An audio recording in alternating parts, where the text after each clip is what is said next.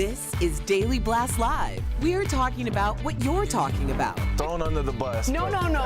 Always live, always real, always unpredictable. I'm not okay with that. It sounded good when I thought. Log on and join our live conversation. Yes, I don't like that. You're 100% right. DBL starts right now. Welcome to DBL. It is Thursday, June 6th. We are live, and we're talking about what you're talking about right now. I'm here with Stephanie, Tori, Brandon, and I'm Sam. Let's get started. We begin by honoring the greatest generation and remembering one of the most defining moments in American history. Today marks the 75th anniversary of D-Day. Check out this colorful flyover as President Trump, the First Lady, and the French President and his wife were all watching. It's all part of the ceremony taking place in Normandy, France today. World leaders gathered to mark this day in history when thousands of Allied forces stormed the beach to liberate Europe from Nazi Germany, and the president gave a very moving speech. All the heroes are buried here, but we know what these men did. We knew how brave they were. They came here and saved freedom, and then they went home and showed us all what freedom is all about.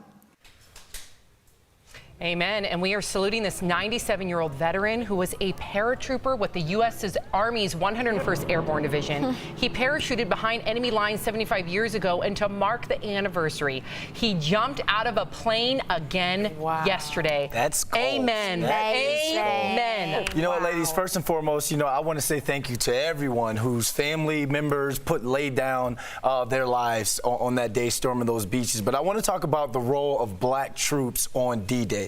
Now, I'm going to bring up this picture here. These are the 320th Barrage Balloon Battalion, which they were the only African-American combat unit on the beach that day, and they were in charge of setting up. You see those balloons? There's explosives on there, and they blow up the German planes that were flying over top. No way. And trying to shoot down the troops who were storming the beach. So back then, when the military was segregated, those guys went from fighting Germans to fighting Jim Crow when they came back. So I want to make sure we honor them as well. Amen. They put their lives on the line, and then they come home to a country at that time that did not honor them the way that they should have been honored. Thank you for sharing. We're going to honor them here, though. That's true. I do want to say, in a good way, the World War II did include women, which is interesting. Germans refused to use women in their in their war army and all that. But remember, the Queen herself. I have a picture here of the Queen as an auto mechanic in World War II. Look at her. And many say that the women were the edge that put us over,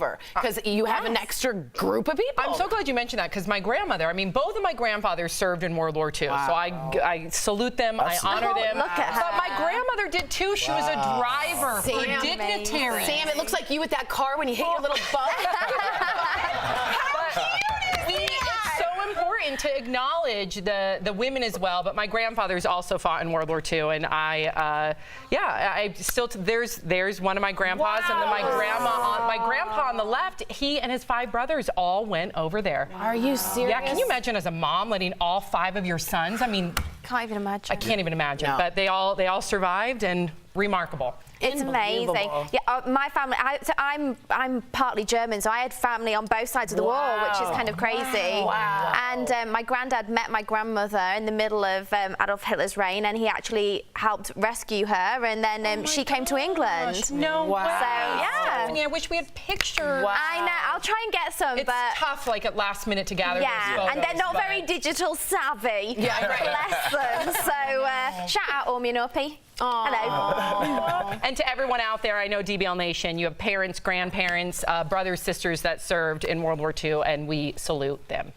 All right, moving on. June is Pride Month in America, and all across the nation, communities are gathering for pride parades to celebrate LGBTQ people and their fight for civil rights. But now a group of men in Boston who call themselves Super Happy Fun America are planning a straight pride parade. According to them, straight people are an oppressed majority, and they want to express their pride without judgment and hate.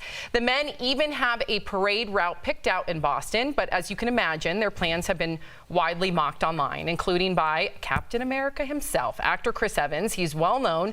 He's a well-known ally of the gay community. He tweeted, "Wow, cool initiative, fellas. Just a thought, instead of a straight parade, how about this? The desperately trying to bury our own gay thoughts by being homophobic because no one taught us how to access our emotions as children parade." What do you think? 2 on the nose, he says? I don't like that. Which one? I don't like either. Listen, I would rather, straight day, okay, you have straight day every single day, right? You don't need straight month. Let's be honest here. Yeah, you're not fighting for your civil rights like many oppressed communities are, so you're not oppressed. But I don't like bashing one.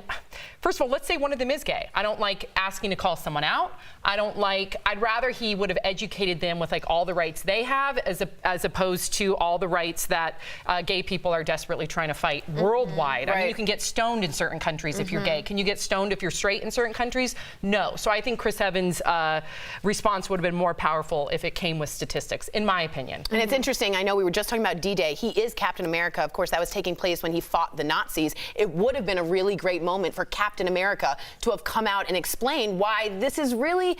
It's not a big deal. I'm not offended by it, but it's silly because these people had to fight for the right to get married. It took to Obama's administration. So it could have been used in a great way as a D-Day moment as Captain America, but instead I think he went for the joke and it might have missed the mark. But Tori, I'm going to pull a page out of your book and say that it is their legal rights, their constitutional right to have a straight parade. Bravo, you're absolutely right. You know, I'm going to speak for the straight men or the straight men out there who don't feel as though I'm being attacked because there is a gay parade. Like I say, I'm really open about my sister being LGBT, and we grew up in rural Virginia, you know, small towns, the country. You can't come out there. No. So a gay parade is for them to be able to come out and be amongst allies, be amongst people who dress like her, because she's a stud. You know, you dress up looking Tell like... people what a stud is. I don't want to mess it up because last time I messed it up and she yelled at me. But it's basically what you would say, when you look at a stud, you're looking like, oh, she's dressed like a boy, kind of looking like a tomboy. It's like a masculine. You're not walking around parts of Virginia like that. Right. But you are open and you are welcome to walk like that at a gay parade. Yeah, these pride parades are important. They save lives as opposed to a straight parade. Yes. It's so important. Like you said, like it's only recently that gay marriage was legalized. Like you said, in so many countries, you are literally killed for your, for someone you might love. So I think we should all be really happy and support this. And I appreciate what Chris is saying, but just let them have their moment and enjoy this month. It's a very special month. Amen. Amen. Online love scams are real, and they're costing women thousands and thousands of dollars. Did you know that? Now we are learning about these scams from a very interesting source. Okay, so follow me here. This man, it looks like Jeff kind of. Yeah, it does. It does. This man is a retired Army colonel. He says con artists stole his pictures and used them to lure women all over the world. Thousands of fake profiles with his photos were created by scammers who then used the profiles to trick women into falling in love and sending money. And now he's got a warning. Here's what he told ABC's Nightline. You end up breaking up with someone every week. And I say breaking up with them because they've committed not just emotionally, but committed financially. It really becomes overwhelming. Just be the bearer of bad news all the time for folks. It's Jeff. I think Jeff took his profile too. I feel like Jeff's catfishing is all. I would say what's really hard, and I didn't know this, is every day is to pick up the phone and say, nope, I'm not that guy. I didn't get your money. Why does you sent me. Why is his profile? What do you mean it's not that hard? That's not that hard. Just be like Shaggy. It wasn't me. No. Thousands of what you got to realize. It wasn't him. No, Brandon. What you got to realize here. Shaggy over here. And hang up. These guys or women, whoever they are, that pretend to be different people, which is what catfishing is. They send you a photo and they get to know you over a long period of time, and they lure you into this false sense of security, and you think that you found a new friend. And particularly the age group that they do it to, it's like the slightly older generation that might not have had internet. But you can't get catfish in 2019. You got catfish? I got catfish in 2008, before we could FaceTime and Wi-Fi and all that stuff. A lot of our grandparents aren't using FaceTime. They better learn how to use FaceTime. Are you blaming the victim, Brandon? You just sent $100,000 to a man. What type of phone sex is that to where you're sending $100,000 to someone you haven't seen It's before? called long distance. And they're also usually promised that money back, so they think it's not a risky venture. I know, but people are They'll tell them they've got like some big sob story, they've got medical health issues, and you've got to realise, Brandon, this isn't after a day or a week. This is months and months of communication. Months and months of not seeing someone on FaceTime. That's a sugar mama right there. I love these sugar mamas. Okay, we'll get to that later. We do want to give a big DBL shout out to a dad and his toddler for having a full-on conversation. You gotta see this. Did you understand it though? No. Okay. All right. Huh?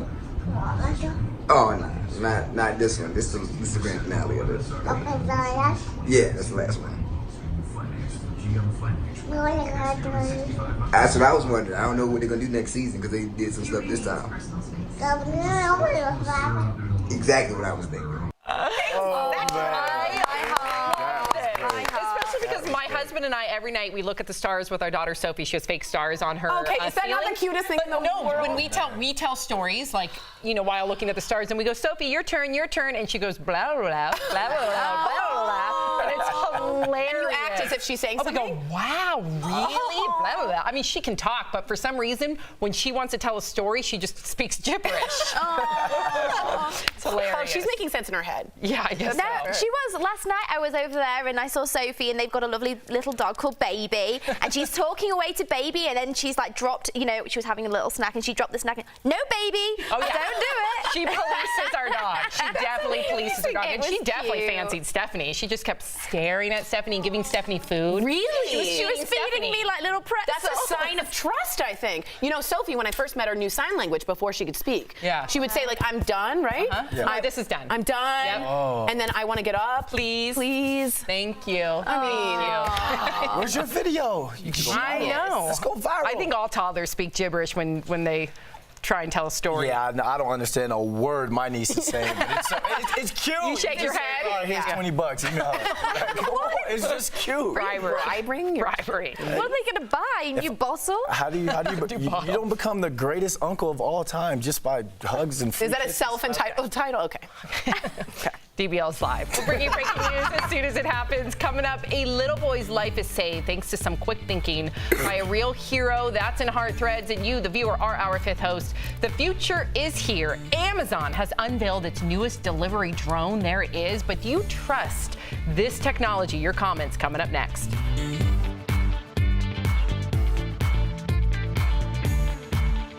Hi DBL Nation, Kelly Schubert here with the DBL Digital team. It's Thursday, we're almost there to Friday. We can do it. Let's go to the desk and see what's going on. Hey Tor, what's happening up here? We gotta get the Rudy story in. Okay, so here's a story all about how my life turned upside down. Okay, no, I'm kidding. Brandon needs to tell the story real quick about someone named Rudy Huxtable. Oh. Go. All right, so in 2008, when I was playing with the Dolphins, I get back to my locker. One of my teammates was like, "Hey man, my wife was in the wife's box or whatever, and some woman up there kept talking about you, man. She gave you the number." So I gave the number, I called, I'm talking to her, and she said she's Keisha Knight Pulliam. That's Rudy Huxtable. She said, I am Keisha Knight. I'm Keisha Did Knight you ask Pulliam. her anything about her experience, like as an actor? I mean, a little bit. Right, because you would think that would naturally come up. But How did she handle that? I'm thinking, like, hey, this is my arrival moment. I'm in the NFL now. Right. You know, Rudy wants to talk to me. But did she even, did she calm A little bit. bit? Yeah, but we talked for like 2-3 weeks. 2-3 weeks. So when did you find out? When it just got. It was Vanessa. It just started to get a little dodgy, like a little What was shady. she gonna do if she saw you? But I was trying to I almost flew her out to see me. I almost flew her out to hang out. But then I knew someone who was a mutual friend, and then I asked that person, and she reached out to the real Keisha Knight. And I was devastated. That is so. I was recently catfished too, a little bit. You was? Yeah. What? Al was. Oh, Al was definitely Al, I thought you said Yeah, I Al was recently catfished. You said I was. And he flew her out. Oh, he definitely flew her. Oh, yes. We are moving on and reading your comments. Look at this. Anthony Godin says, I need a woman and I need her now. I've been catfished 3 times, once in Colorado, 2015. Anthony, I'm so sorry. It's really a horrible feeling when you're catfished, and I wish you the best, and I'm sending you love vibes. Are you getting them? She's like, wrap it up. No, he's getting those love vibes. Thanks, guys.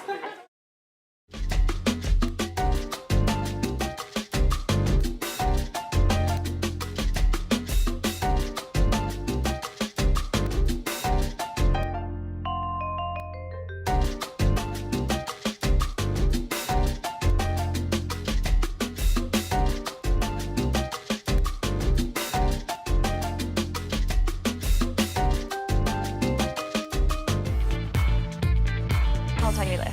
Welcome back to DBL. It's time for Fifth Host when we talk about what you're talking about. Amazon is changing the way you might receive packages, and not everyone is on board. In the next few months, some deliveries will be made by automated drones. I feel like we're like in the age of the Jeffersons, the Jetsons. Moving on up.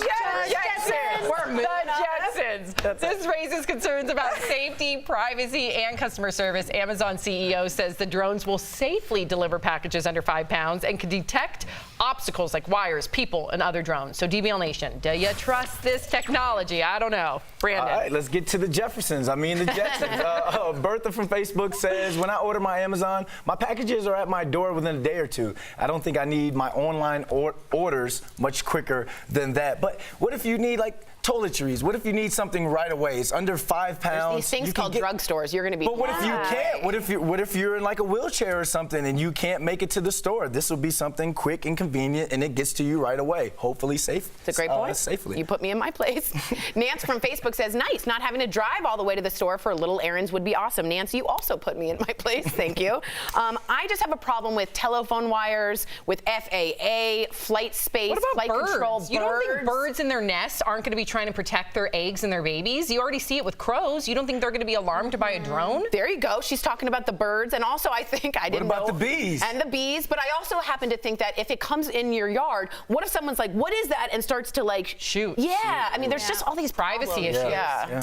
Henrietta from Facebook says this would be cool, but how many people will lose their jobs? Good It's not point. Yeah, worth that's the a good extra speed. I completely agree, Henrietta.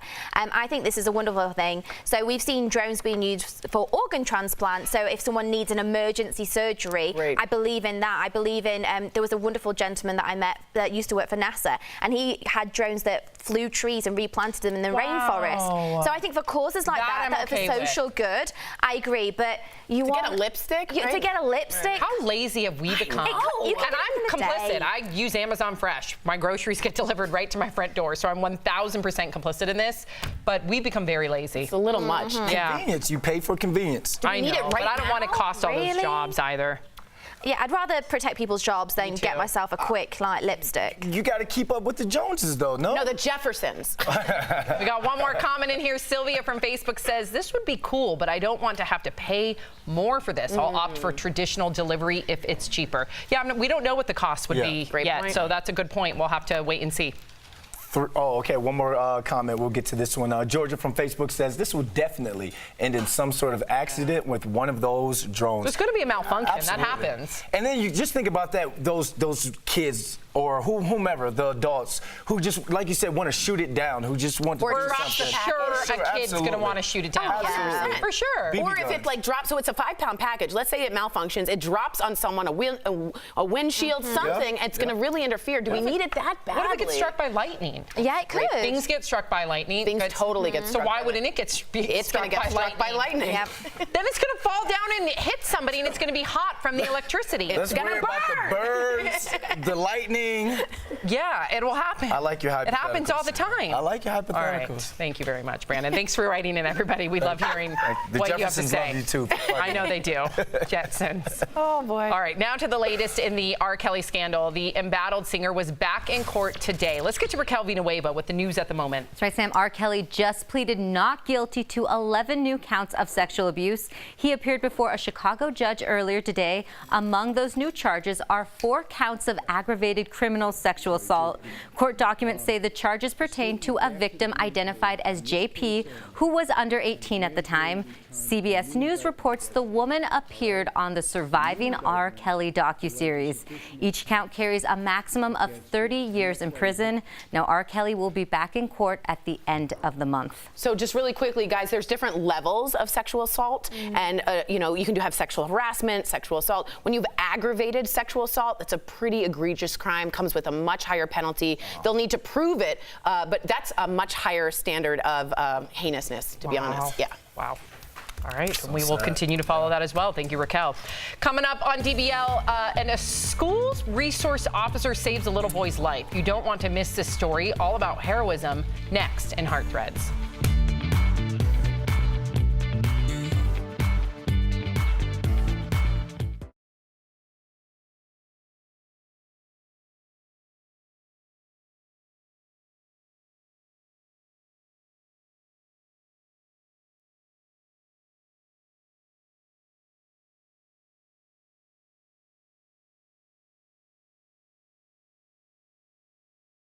So I like throwing people in super uncomfortable positions. Everyone, this is the new digital manager, Rosalind! Everybody welcome Rosalind, welcome to the DBL Nation. Tell us where you're from. So I'm actually from Littleton, Colorado, not too far from here. Native, hashtag A native. And have you always been a tech kind of girl? Yeah, you know, I worked in a lot of broadcast environments, digital environments. I'm into this merger we have going on here. I love this. A little bit of everything. A little bit of everything. So if you have questions for Rosalind, please write in and ask away. What are some of your favorite hobbies? Oh gosh, I love running.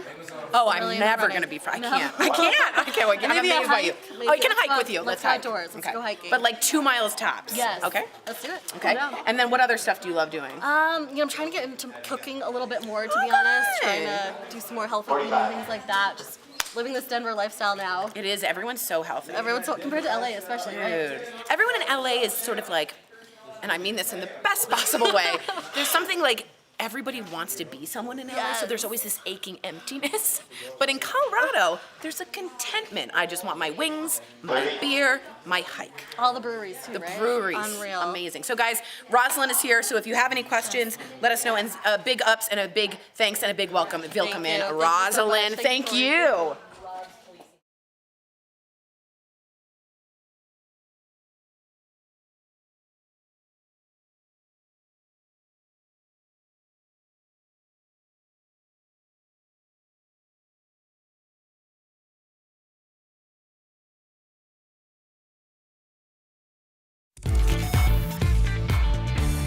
Welcome back to DBL. Now today's Heart Threads is all about being a hero. Watch how a school resource officer jumped in to help a young boy.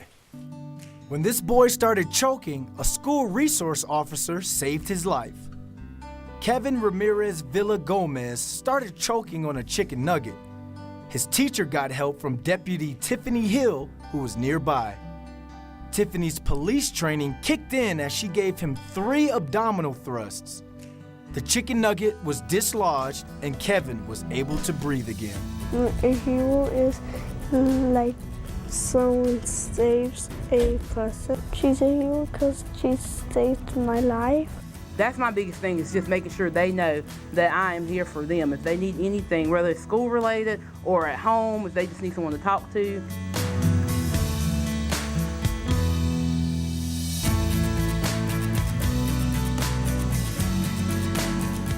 We'll be right back.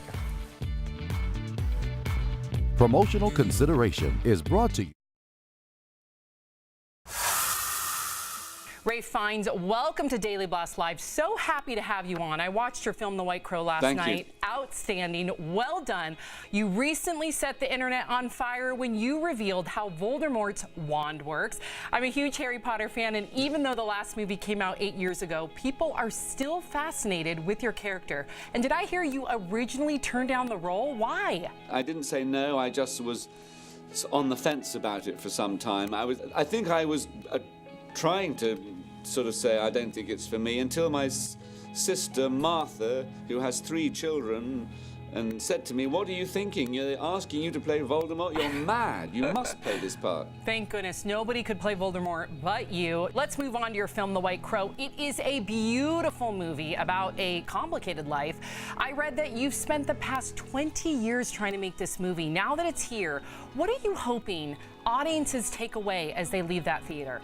Well, I suppose I'm hoping they're moved by the very things that moved me about it, which was the story of a young boy from a very poor background in Central Soviet Russia who discovers inside themselves this fiery hunger, need to dance, and nothing can push them off that track. And I suppose that moves me, and his need to absorb all art forms and push himself into ballet and to push the form of ballet. Indeed, he felt competitive with the ballerinas. He felt that the women in ballet got all the best showy numbers, and I think he wanted to pull some back for the fella.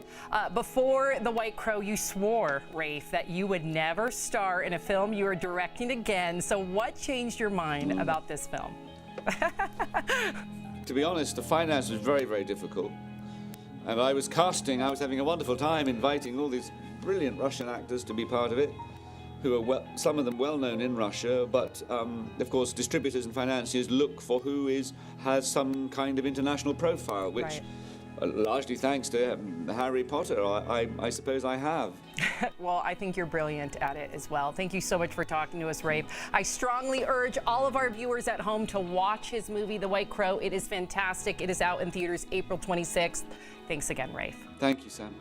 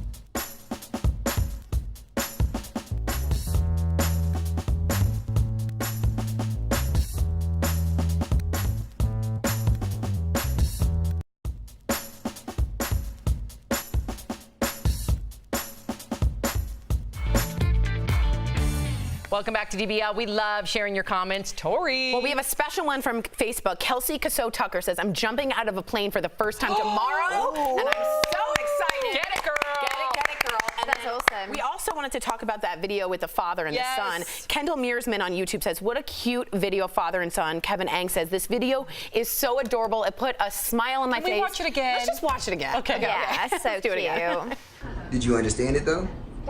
No. Okay. All right. Huh? Oh no, not this one. This is the grand finale of it. Yeah, that's the last one. That's what I was wondering. I don't know what they're gonna do next season because they did some stuff this time. Exactly what I was thinking. Exactly what I was thinking. That kid is hilarious. They're so cute together. Does it make you want to be a dad? Yeah, absolutely. Really? But just give me a couple years. Give me a couple years. You're going to be a fantastic dad. Every time Sophie comes to the studio, she lights up because you play with her. Big, tall, giant, just hanging out and having fun. But I mean, I just see, when you see kids, you see innocence. You know, it takes you back. So, yep, you can live through them. Give me baby fever.